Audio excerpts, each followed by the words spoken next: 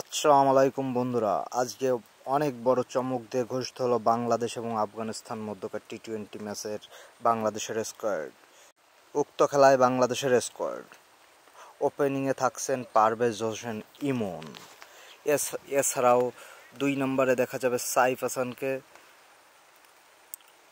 One down batsman হিসেবে থাকছেন আমাদের তৌহিদ হৃদয়। এছাড়া 2 ডাউন ব্যাটিংয়ে এসে দেখা মিলবে শামীম হোসেন পাটোয়ারি, যাকে 360 ডিগ্রি বলা হয়। তারপর আসছে আমাদের হার্ড হিটার জাকের আলী। এরপর থাকছে খুলনার ছেলে নুরুল হাসান সোহান, সে থাকছে আজকের ম্যাচের ট্রাম্প কার্ড।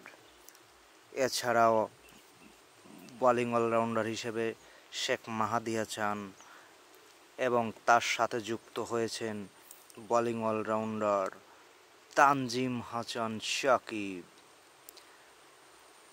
তার সঙ্গে থাকছে hard hitter allrounder Rishad Hossain.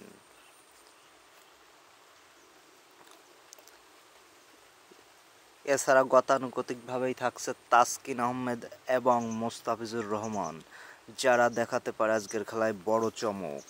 এদিকে আফগান ক্যাপ্টেন রশিদ খান বলেছেন, আমরা এশিয়ার দ্বিতীয় সর্বোচ্চ শক্তিশালী টিম, আমাদের বাংলাদেশের কাছে পরাজয়ের কোনো প্রশ্নই ওঠে না। সো বন্ধুরা, আপডেট পেতে সঙ্গেই থাকুন।